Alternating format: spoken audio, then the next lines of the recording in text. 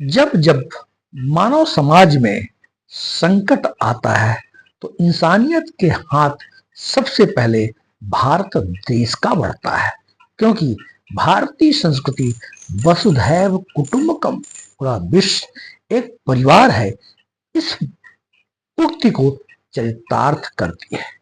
वर्तमान में पश्चिम एशिया में ईरान और इजराइल की जंग छिड़ी हुई है। 13 जून 2025 को इजराइल, जिसकी राजधानी तेल अवीव है, ईरान पर अटैक कर दिया। ईरान जिसकी राजधानी तेहरान है।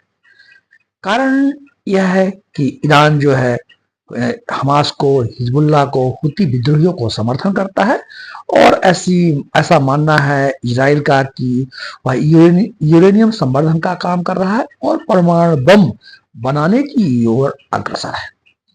इन्हीं कारणों से इजराइल ने अपनी सुरक्षा के लिए, अपनी अस्मिता को बचाने के लिए ईरान पर अटैक कर दिया। यह जंग अभी भी जारी है। इस जंग के कारण कई भारतीय, लगभग 10,000 भारतीय ईरान में है, जिसमें से 2,000 से अधिक भारतीय छात्र हैं जो कि मेडिकल की पढ़ाई पढ़ रहे हैं।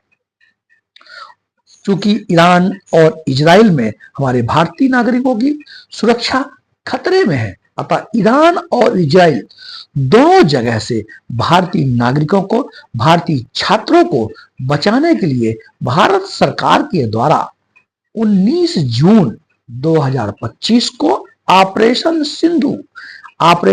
सिंधु चलाया गया और प्रथम चरण में ईरान से 110 छात्रों को भारत की इंडिगो एयर विमान से उन्हें दिल्ली ले आया गया और यह अभियान अभी जारी है। इस तरह भारत सदा ही आगे बढ़कर के बचाव, राहत और भारतीय नागरिकों की सुरक्षा को सर्वोच्च प्राथमिकता देते हुए भारतीय नागरिकों की सुरक्षा की है। आज हम ऑपरेशन सिंधु की चर्चा हमने किया है। साथ ही हम आज उन ऑपरेशनों की चर्चा करेंगे जब कि भारत ने बहुत बड़े महत्वपूर्ण अभियानों को चला करके न केवल भारतीय नागरिकों की सुरक्षा की, भारतीय छात्रों की सुरक्षा की, यहाँ तक कि विदेशी नागरिकों की या अन्य कोई देश भारत देश से किसी राहत की उम्मीद किया हो, भारत ने सदा ही आगे बढ़ करके इंसानियत का परिचय दिया है। इसी तरह का एक ऑपरेशन हुआ था, ऑपरेशन एयरलिफ्ट। ऑपरेशन एयरलिफ्ट दुनिया का सबसे बड़ा नागरिक बचाव अभियान था, जिसका नाम Guinness book of the world record में भी अंकित है। इस पर आपको पता होगा कि 2016 में एयरलिफ्ट एक पिक्चर भी बनी थी जिसमें अक्षय कुमार मुख्य भूमिका में थे। वास्तव में एयरलिफ्ट ये इराक का कुवैत पर आक्रमण जब हुआ था, 2 अगस्त 1990 की बात है। इराक के राष्ट्रपति सद्दाम हुसैन थे, उन्होंने कुवैत पर अटैक कर दिया और कुवैत को अधिग्रहित कर दिया। उस समय भी हमारे भारतीय नागरिक वहां फंस गए, भारतीय छात्र वहां फंस गए। उनको बचाने के लिए ये ऑपरेशन एयरलिफ्ट चलाया गया। ये 59 दिनों तक चलने वाला सबसे बड़ा यह अभियान था। हमारे कई वाणिज्यिक विमान भेजे गए और 1,70,000 नागरिकों को कुवैत से, इराक से भारत लाया गया। तो ये ऑपरेशन एयरलिफ्ट जो कि दुनिया का सबसे बड़ा नागरिक बचाव अभियान था, इसमें संयुक्त राष्ट्र संघ भी शामिल था और भारतीय सैन्य विभाग भी और भारतीय विदेश मंत्रालय के द्वारा ये अभियान चलाया गया था। तो ऑपरेशन एयरलिफ्ट, इसको आप याद रख सकते हैं, यह 1990 में चलाया गया था। केवल भारतीय नागरिकों के बचाव के लिए नहीं, बल्कि विदेशों में यदि कहीं मानवता का हनन हो रहा हो, मानव अधिकार का हनन हो रहा हो और भारत से उम्मीद की जा रही हो और ना भी उम्मीद की जा रही हो, भारत आगे बढ़ करके राहत कार्य में, बचाव कार्य में, मानव धर्म को बचाने के लिए हमेशा आगे रहा है। इसी तरह का एक ऑपरेशन चलाया था, ऑपरेशन इंसानियत। ऑपरेशन इंसानियत 2017 में चलाया गया।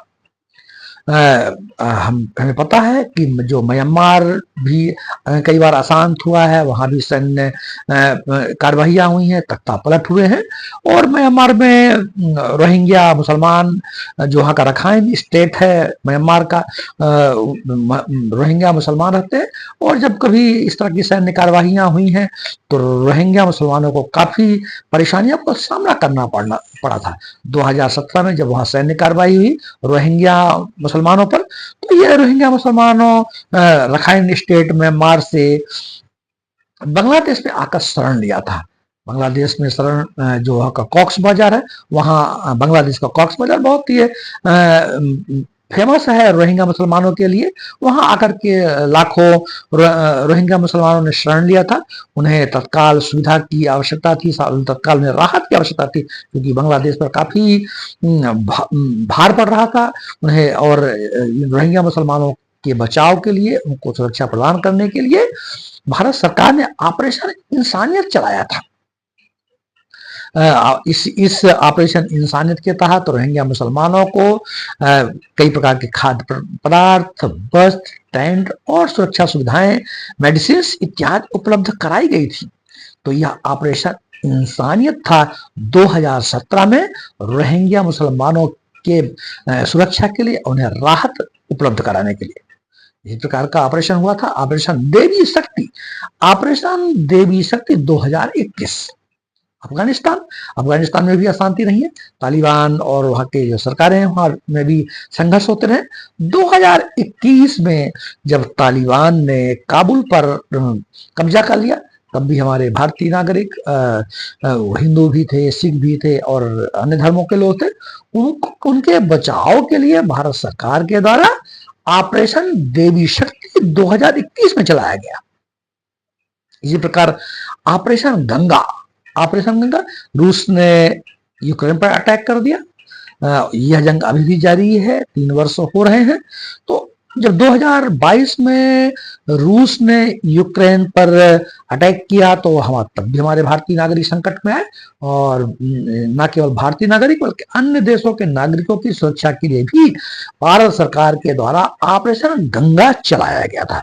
और वहां से भी लगभग 18,000 से अधिक भारतीय छात्रों को और नागरिकों की निकासी की जाकर के को अपने अपने देशों में पहुंचाया गया। ऑपरेशन गंगा को आप याद रख सकते हैं। इसी प्रकार ऑपरेशन कावेरी 2023, सूडान जिसकी राजधानी खार्तूम है, वहां गृह युद्ध हो गया। गृह युद्ध हो जाने से हमारे भारतीय नागरिकों को, हमारे छात्रों को फिर से कठिनाइयों का सामना करना पड़ा। भारतीय नागरिकों को बचाने का प्राथमिक दायित्व समझते हुए भारत सरकार के द्वारा ऑपरेशन कावेरी चलाया गया। ऑपरेशन समुद्र सेतु 2019 में जब कोविड का समय आया, पूरी दुनिया एक प्रकार की महामारी के आगोश में आ गई, महामारी की चपेट में आ गई, तब भी भारत के नागरिकों को, अन्य देश के नागरिकों को बचाने के लिए 2019 में भारत सरकार के द्वारा ऑपरेशन समुद्र सेतु चलाया गया। और हमारे भारतीय नागरिकों को विदेशों में, जो कि कोविड की वजह से कई प्रकार की इमरजेंसीज का सामना करना पड़ा, राहत कार्य की आवश्यकता थी, दवाइयों की आवश्यकता थी, भारतीय नागरिकों को संकट का सामना करना पड़ रहा था, तब हमारे देश ने ऑपरेशन समुद्र सेतु चलाया था। ऑपरेशन राहत ये 2015 में यमन जिसकी राजधानी सना है, वहां भी गृह युद्ध चल रहा था। और वहां यमन में हुती विद्रोही, ऐसा कहा जाता है कि ईरान का समर्थन भी हुती विद्रोही का है, उन्होंने यमन की राजधानी सना पर कब्जा कर लिया। तब भी स्थिति गंभीर हुई भारतीय नागरिकों के लिए, और भारत सरकार के द्वारा ऑपरेशन राहत चलाया गया, जिससे कि कई भारतीय नागरिकों को बचाया गया और उनको अपने देशों में पहुंचाया गया। ऑपरेशन मैत्री 2015 में नेपाल में भयंकर भूकंप आया और नागरिकों को सुरक्षा की जरूरत थी, उनको राहत कार्य की जरूरत थी। ऑपरेशन मैत्री चलाया गया। हमारा पड़ोसी देश है, नेबरहुड फर्स्ट भारत की पॉलिसी है। और नेपाल से तो हमारे सामाजिक, सांस्कृतिक और बड़े ऐतिहासिक संबंध रहे हैं। नेपाल जिसकी राजधानी काठमांडू है, और 2015 में नेपाल में भयंकर भूकंप आया, तो हमने ऑपरेशन मैत्री चला करके अपने देश के नागरिकों को, अन्य देश के नागरिकों को सुरक्षा और राहत कार्य भी पहुंचाया। ऑपरेशन सुरक्षित सागर ये भी कोविड से संबंधित है, 2020 में चलाया गया। कोविड के समय बड़ी स्थिति खराब थी, तब भी ऑपरेशन सुरक्षित सागर चलाया जाकर के भारतीय नागरिकों को बचाया गया। ऑपरेशन पूनम 1994, युगांडा जिसकी राजधानी किगाली है, वहां भी गृहयुद्ध की स्थिति निर्मित हुई। 1994 में भारत सरकार के द्वारा ऑपरेशन पूनम चलाया गया।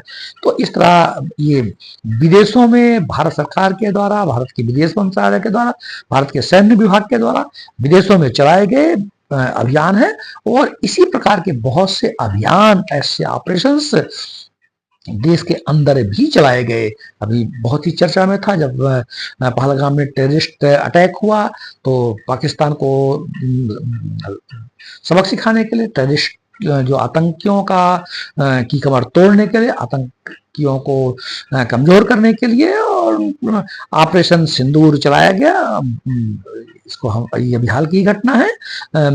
और इसी तरह के बहुत सारे ऑपरेशन, ऑपरेशन मेघदूत, ऑपरेशन विजय, ऑपरेशन ब्लू स्टार, ऑपरेशन, तो इस तरह की बहुत सारे ऑपरेशन समय समय पर भारत सरकार द्वारा चला करके और हमारे देश के नागरिकों को, हमारे देश की सुरक्षा के लिए ऐसे अभियान चलाए गए हैं।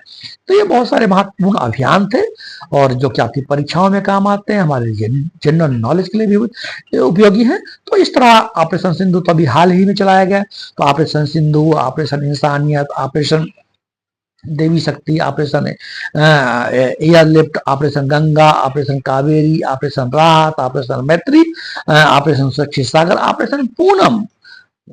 तो इस तरह से आप इन ऑपरेशनों को, इनको समय को आप याद रखें। तो इस तरह के आज का इतना ही है। आगे कल पुनः मिलते हैं। Thank you. जय हिंद, जय भारत।